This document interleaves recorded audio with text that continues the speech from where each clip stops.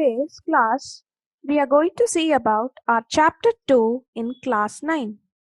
The name of our chapter is GIMP. Before going into the chapter, let's understand what is the need of learning this particular software. Have you all been to a photo studio? Have you all taken a photo in a white background?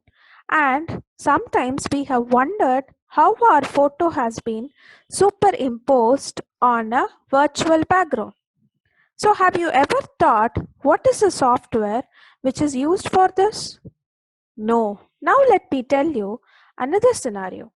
Have you ever watched or have you ever seen the photo album of your parents?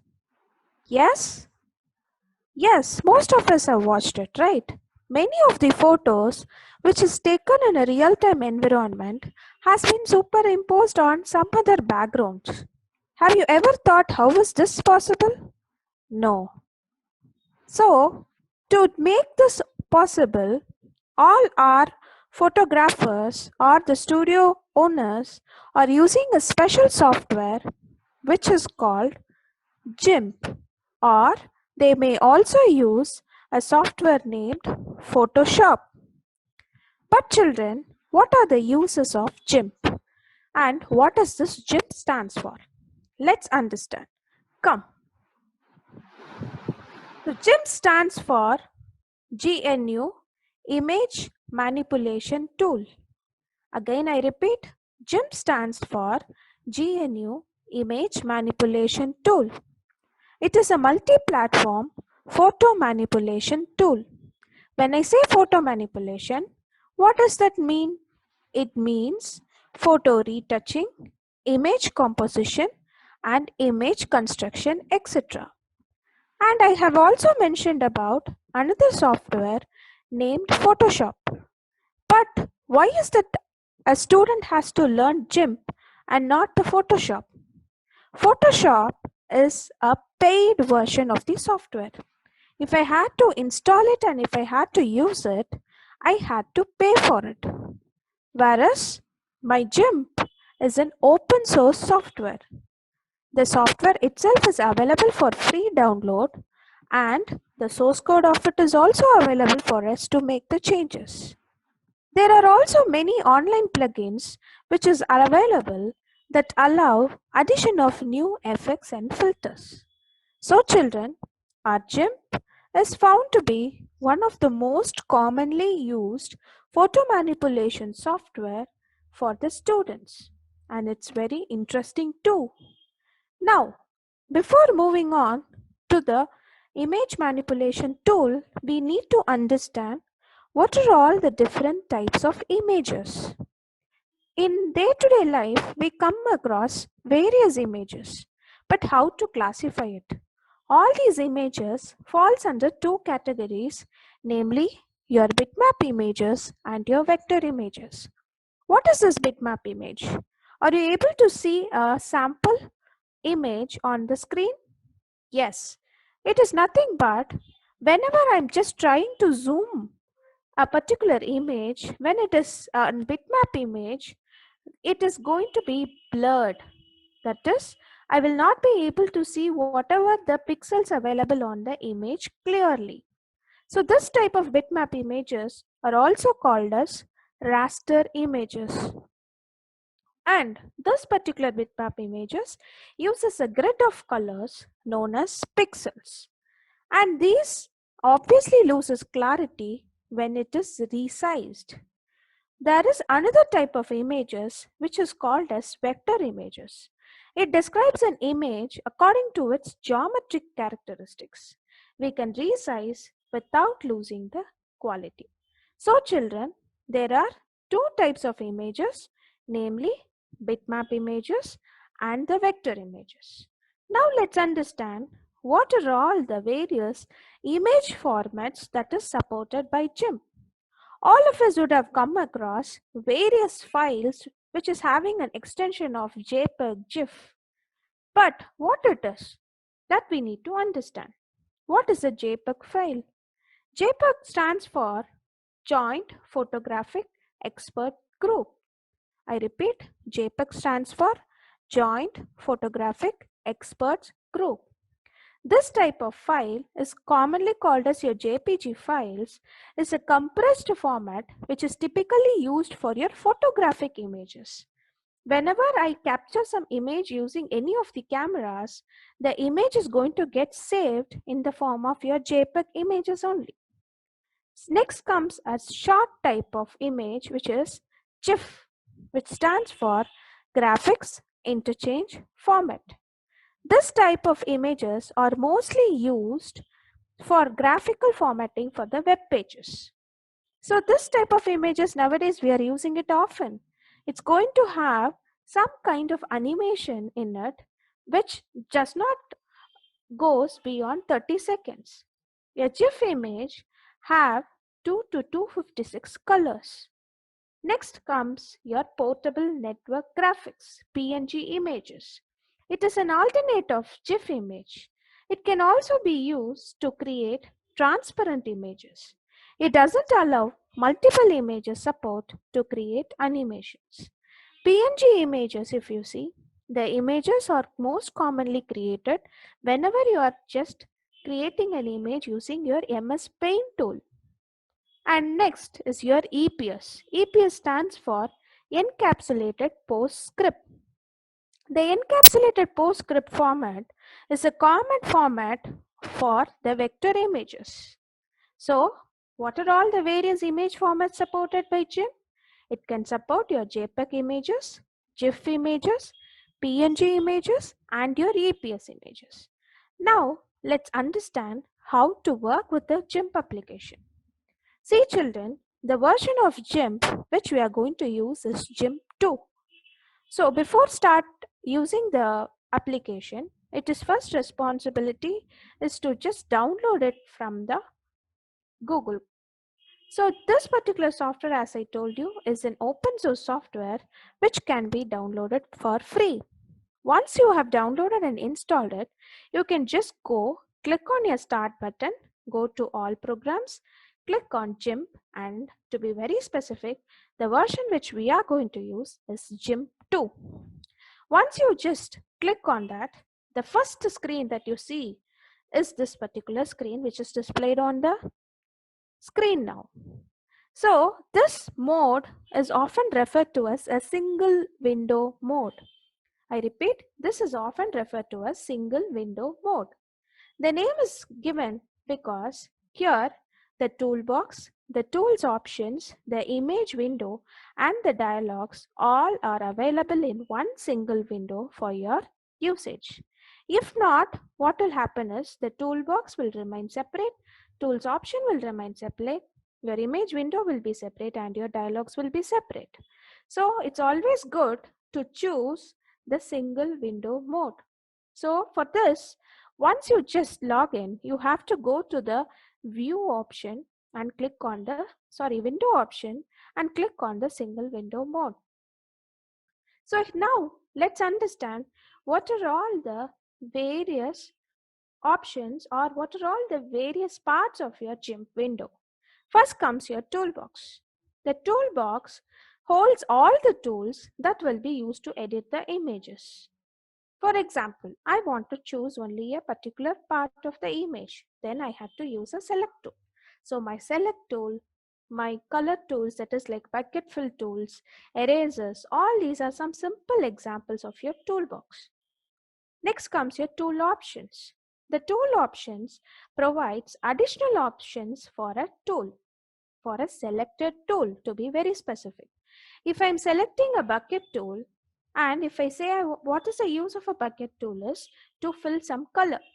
So in that, what are all the various options related to it? I had to choose a color. I had to choose whether it is a background color or a foreground color. All these options I will be able to do it when I just go and see in my tool options. Next comes your dialog box. A dialog is a moving window that contains options for a tool or a dedicated to a specific task. I repeat, a dialog is a moving window that contains options for a tool or is dedicated to a specific task. Next is your image window. The image window is nothing but your working area or the working space. It's the working area where the image will be displayed and we can modify the image as per our requirement.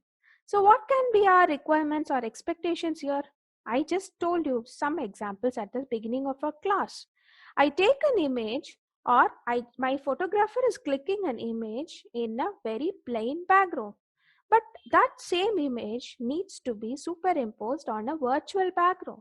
So that is possible with the help of this particular software named GIMP. Moving on to the creation of a file. So when you just see this particular GIMP window, there are the file options, view options, window options, which are all available. In which whenever I wanted to create a new file, I had to click on new. I had to click on file menu and the new option and specify the following. What are all the specifications? I had to specify the image orientation, resolution and the background, and I had to click on OK button. And the same way, when I had to save a file, I had to click on the file menu, select the save option, enter the file name and click on the save button. Next, let's see about few tools and the common tools which as students we need to understand. As I told you, the first tool which we need to understand is the bucket fill tool. This tool fills a selection with the foreground color. Tool from the image menu, through paint tools, we have to use the bucket tool also. So what does it say? The tool from the image menu through paint tools bucket fill. You can also call it by clicking on in the toolbox. The shortcut key to select this tool is Shift plus B. And what should be the fill type? GIMP provides us three fill types. They are fill color to the currently selected foreground color, fill color to the currently selected background color, and fill color to the currently separated pattern. We can select any pattern from the drop down list, and this kind of fill is called as your pattern fill. So moving on to our next tool, which is the blend tool, which is also associated with choosing the colors for your background. When I say bucket fill tool, the bucket fill tool is going to give you an option of only one single color. But when I have to have a combination of colors, I need to use this blend tool. So how to select this tool? I'll go to the tools option, in that paint tools, in that blend. This is what I told you before for the bucket fill tool also. Go to the tools option, in the paint tools you will have the bucket fill. The same way for the blend tool also, go to the tools, paint tools, and in that choose the blend. Or simply you can even choose the blend tool directly from your toolbox. This tool fills the selected area with the gradient blend of the foreground and the background color by default. I repeat, this tool fills the selected area with the gradient blend of the foreground and the background colors by default. Now, how to apply this blend tool is like I had to drag the cursor in the particular shape, then the color will be applied. So we'll also see how is that I'm going to apply colors. To apply the colors to a blank image window, first select the bucket fill tool or press Shift plus B keys on your keyboard. Select the background and the foreground colors. Select the fill type from the tool option dialog and click on the area to apply the color. By this way, a plain white color background can be changed into a colorful background. For example, in the screen, I have chosen a violet color background. So I have chosen the foreground color as the violet and I have applied on the screen. And this is how I apply the gradients. Select blend tool or press L key on the keyboard. Specify the background and the foreground colors. Here it's a combination of red and green color. I select the gradient and shape and click and drag on the area to apply the gradient. So this is how I choose a colorful background. So the first scenario which I told you, whenever I have an image which is taken in a plain white color and when I had to change the background of the image alone, then I'll be using any one of these options. Now moving on to the next tool, which is your selection tools. These tools are used to specify the area. For example, I have an image which has a house in it. I need to select only the house from that image and I had to move it to some other image. So this is possible by using my selection tools. So selection tools allows you to work on it without affecting the other areas. Any changes applied to the selected area will only affect. So there are many types of selection tools like rectangular selection tool, ellipse selection tool, freehand selection tool, and fuzzy select tool. Now let's see about one now let's see about each and every type of selection tools in detail. First is your rectangular selection tool. I told you an example, right? I have an image in which I have a house in it. I need to choose only my house. So that is possible if I am just using my rectangular selection tool. So the selection area is going to be in the shape of a rectangle. That is why I call this kind of selection tool as a rectangular selection tool. And on your right hand side, you will be able to see a rectangular shape. That is the rectangular selection tool. Next is your ellipse select tool. Whenever I had to choose an area in an elliptical manner, then I had to choose or I had to go for the option called ellipse select tool. Ellipse select tool selects a region in an elliptical shape. And finally, it is your free select tool, or it is also called as your lasso tool. It is used to create a freehand selection.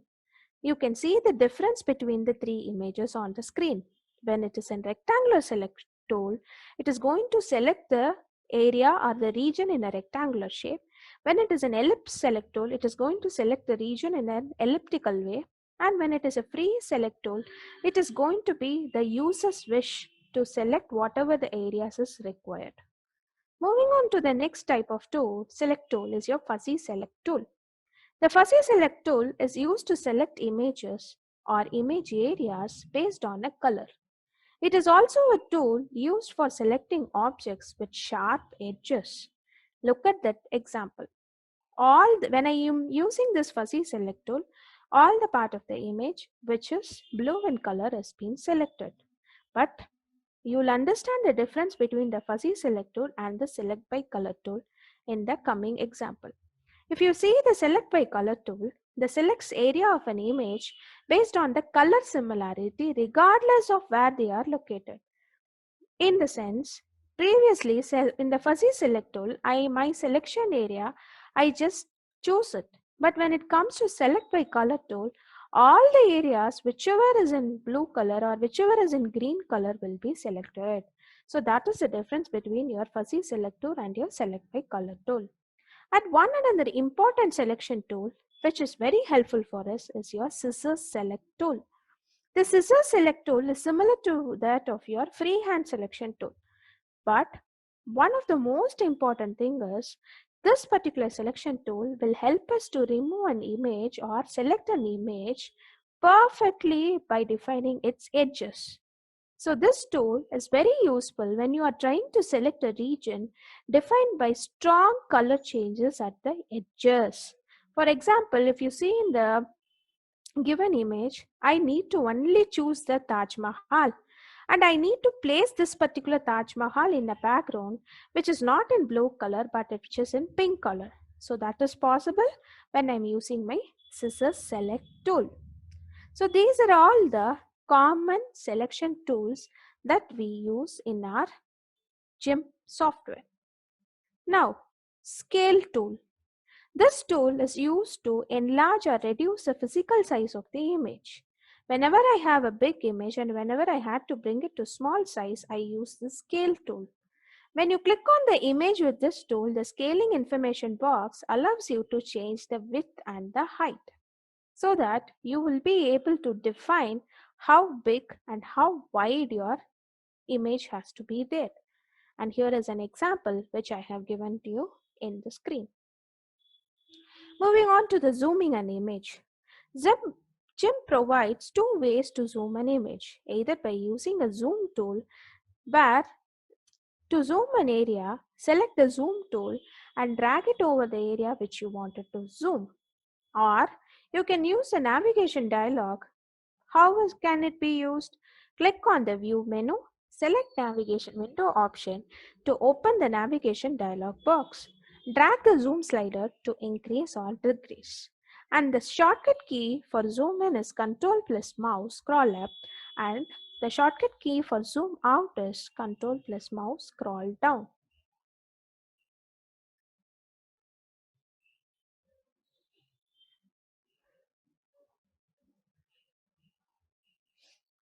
So children, now let's quickly see what are all the things we have seen. Today's class we have seen about GIMP. I have introduced you to the GIMP software, and then we saw about the features of GIMP software, and then we saw how to apply the colors, and then we also saw how to use the selection tools and how to apply the gradients. Hope the class was interesting. Thank you children. Meet you in another